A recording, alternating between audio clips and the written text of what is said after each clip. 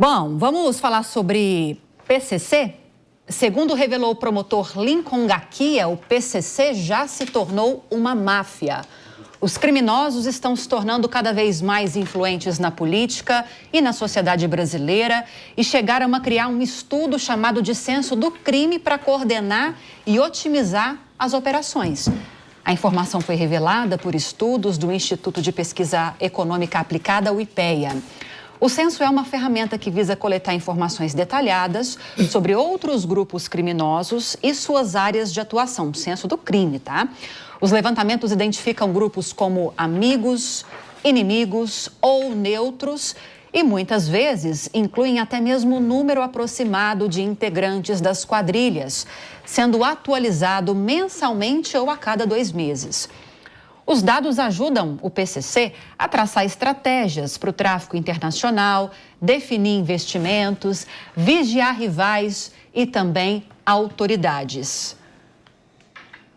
Carla, é um crime organizado cada vez mais organizado com direito a censo para definir políticas de atuação criminal. Exatamente. E nós temos, assim, algumas variações empresariais, que esse é que é o ponto. Você tem um grupo que prefere operar via franquias, você tem outro que opera centralizado e, basicamente, essa pesquisa foi feita um NPS, que é o Net Promoted Score, que é uma forma que existe de fazer pesquisa, que tem os neutros, os detratores e os apoiadores. Então, assim, eu estou muito impressionada, vou deixar isso para os advogados da mesa, porque é uma situação totalmente empresarial. Bellucci, a gente estava falando, né, no começo do programa, ficamos praticamente 1 hora falando sobre como essa questão da religiosidade, da polarização e da radicalização dentro dessas pautas de costumes, de valores da sociedade, dominam o discurso público, sobretudo em ano de eleições, mas o problema na segurança pública talvez seja o mais latente hoje em dia aqui no Brasil. E não está restrito só ao Sudeste mais, né? Crime organizado já tomou conta do Norte, Nordeste. Perfeito, Olivia. E mundialmente, certamente, o PCC tem os seus braços. E você, como aí na notícia menciona, ele já tem os seus grupos de articulação, né, em outros países, outros estados, até considerando que o PCC hoje ele é transnacional, né? Ele ultrapassa as barreiras do país. O que a gente sempre diz é que os verdadeiros líderes, né, desses grupos, eles não são essas pessoas que normalmente são presas e apresentadas à mídia, os Fuminhos, Andrés do rap, enfim, esses nomes. Certamente os grandes líderes estão em locais estratégicos, né, compartilhando aí conosco o dia a dia aí na sociedade, nos poderes, né? Certamente esses grupos não teriam todo esse poder se não tivessem penetrado todos os poderes, né, executivo, legislativo, e até o judiciário se especula. E nas eleições, né? Certamente o PCC e esses demais grupos têm os seus candidatos, apoiam candidatos e tem parlamentares que de alguma forma atuam no lobby pró-crime, porque não seria... Quando um parlamento, o executivo, enfim, atua em alguma bandeira, não necessariamente é igual os grupos políticos. Eles não dizem claramente, minha bandeira é essa pró-PCC, mas atuam em algumas coisas que beneficiam o grupo de alguma forma, como flexibilização da legislação, alguns direitos a mais para os presos. Acaba, fim dos regimes, né? Quando o preso fica naquele regime super fechado, que até me fugiu a sigla, tinha uma sigla aqui em São Paulo, RDD, se não me engano. Então, acabam atuando nisso. E você também tem parlamentares que até involuntariamente atuam nisso, acreditando que estão atuando para algum garantismo penal. Mas, assim, é uma coisa que ultrapassa, né, todas as barreiras. Especula-se, inclusive, o que eu acredito também, que o faturamento desses grupos criminosos seja maior no âmbito legal do que no criminoso, porque já ele está tão espalhado, ele tem empresas, né, tem postos de gasolina, factorings, provavelmente corretoras na Faria Lima, enfim, ele está multifacetado. Então, provavelmente é uma coisa até difícil de combater por ele estar maior até no campo legalizado, vamos colocar assim, político, do que no crime organizado em si, Lívia. Aí fica difícil conter, né, Pacheco? Se ele já se infiltrou nos espaços de poder, como estava explicando agora o Bellucci, como combater o avanço do crime organizado? Olha, como disse o Bellucci, né, o PCC, ele está com seus tentáculos espalhados por toda a sociedade. É uma grande empresa organizada, que tem hierarquia, que tem estrutura, que funciona como uma grande... Tem código penal, né? Tem um código penal próprio. E mais, O PCC, hoje, ele financia políticos, ele paga cursos de direito para aqueles que serão futuramente juízes, promotores, policiais, delegados, investigadores, fiscais da Receita. Então, os tentáculos do PCC são enormes, já transpuseram o Brasil faz muito tempo. Eu só discordo do Bellucci em uma coisa. Eu acho que quanto mais a gente encarcerar, o Brasil é o terceiro país que mais encarcera no mundo.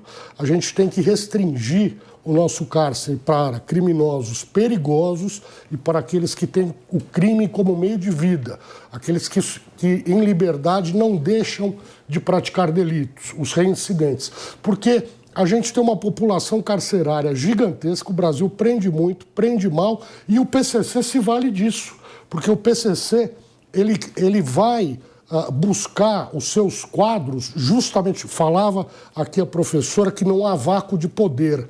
Exatamente, onde o Estado não entra e o Estado não investe realmente no sistema penitenciário, deixando ali as pessoas jogadas em celas infectas, imundas, sem nenhuma condição de ressocialização, que também sobre o que o Bellucci falava, quem que preenche esse vácuo de poder? É o PCC, é o crime organizado. Só existe uma maneira de frear o PCC. É justamente, também falou Bellucci, não é o chefe do PCC, não é o aviãozinho que mora na favela, o aviãozinho do tráfico, que mora no roubo. Esse cara está na última degrau da hierarquia do PCC. O sujeito que é o chefe do PCC, o Michael Corleone da história, está do nosso lado. Você encontra com ele na rua, de terno, gravata, bem vestido, educado. Às vezes, jantando numa mesa ao lado da sua, em que você está ali, domingo você vai comer uma pizza, o cara está do teu lado ali na pizzaria. Ele parece que é um sujeito, ele está inserido na sociedade. Como é que você pega esse cara? Como é que você você estrangula o PCC? Só tem uma maneira. Para que serve a organização criminosa? Para gerar dinheiro. Você precisa correr atrás do dinheiro. O Estado brasileiro precisa, follow the money. O Estado brasileiro precisa usar da inteligência, dos órgãos de inteligência, dos órgãos de controle, COAF, os departamentos de ativos do Ministério da Justiça, Polícia Federal, para estrangular essa lavagem de dinheiro. Hoje eles têm postos de gasolina, têm hotéis, têm uma série de empreendimentos que, na verdade, são empreendimentos que servem para lavar o dinheiro, né? Para gerar um lucro que é fictício, pegar aquele dinheiro que é sujo e receber como se fosse dinheiro limpo. Né? Você estrangula a organização criminosa pegando nesse ponto, né? No dinheiro e colocando, claro, esses chefões, esses poderosos chefões na cadeia após o devido processo legal, após toda a investigação, após a produção de prova, direito de defesa e tudo que a nossa Constituição, nosso Código de Processo Penal, nosso país que tem um sistema de justiça democrático, mas após tudo isso, a gente tem que parar de prender esses aviõezinhos, essa gente que é pobre, é preta, pobre, periférica, é empregado do tráfico. Nós temos que pegar os grandes, nós temos que pegar os big shots da história. Professor Jean, eu quero te ouvir, mas eu quero aproveitar esse comentário do Pacheco a respeito da necessidade de se estabelecer forças-tarefas para mexer no bolso, né, para estrangular o crime organizado. E quero trazer uma notícia que tem tudo a ver com a anterior e já passo para o senhor, tá? Investigações do Ministério Público e da Polícia Civil de São Paulo apontam um envolvimento de um banco em esquema de lavagem de dinheiro para o PCC. A empresa, segundo o Banco Central, nunca foi autorizada para funcionamento. Uma das pessoas presas na operação deflagrada no último dia 6 de agosto seria um dos operadores do banco que oferece serviços financeiros em Mogi das Cruzes. Os advogados da empresa dizem que não há fundamento nas acusações e que a mesma está em processo de registro no Banco Central.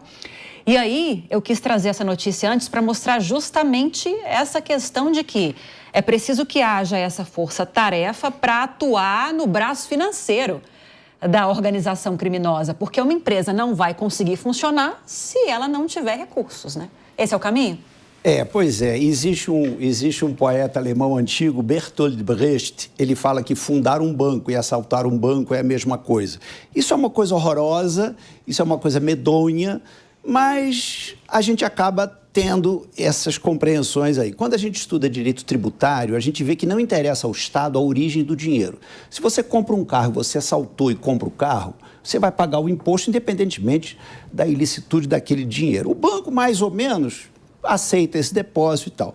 Quem mais entende PCC no Brasil, eu acho, é a Camila Nunes Dias, que é uma socióloga, escreveu um livro, que foi a tese de doutorado dela, que se chama Guerra. Esse livro é deslumbrante. Ela fala que o PCC hoje tem diplomatas, né, em vários países. Ela cita os países. E uma coisa que sempre me chamou muita atenção é o tal auto-intitulado setor de inteligência das polícias. Onde está esse setor de inteligência há 20, 30 anos, quando o PCC anunciou: eu vou existir, eu vou me fortalecer? Porque ele vem mandando esse recado para a sociedade brasileira há algumas décadas. Em 2006, a gente teve aquele sacode na cidade de São Paulo, que foi aquela coisa medonha. Quer dizer, cadê o tal setor de inteligência da Receita, das Forças Armadas, se quisesse, da Polícia Federal, da Polícia Civil, principalmente a Polícia Civil? Então, quer dizer, nós temos vários buracos aí. E pegando aqui o que o Pacheco disse, que é uma coisa muito importante, o direito penal no mundo, na Alemanha, na Europa, não quer mais prender. A prisão faliu. Isso é uma ideia que o leigo se remói muito, porque ele acha que tem que botar na cadeia. Nós somos a segunda maior comunidade carcerária do planeta.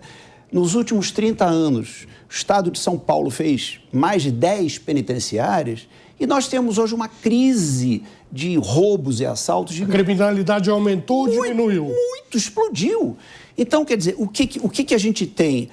O problema da cadeia, esse cadeísmo, ele existe, né? Esse punitivismo existe. Nós queremos colocar o bandido na cadeia, zero de problema. O problema é que a cadeia precisa de dentista, de médico, de enfermeiro, de roupa, de salário para a família que ficou do lado de fora, de uma série de custos que a sociedade paga. Então, esta medida é muito difícil de se equalizar.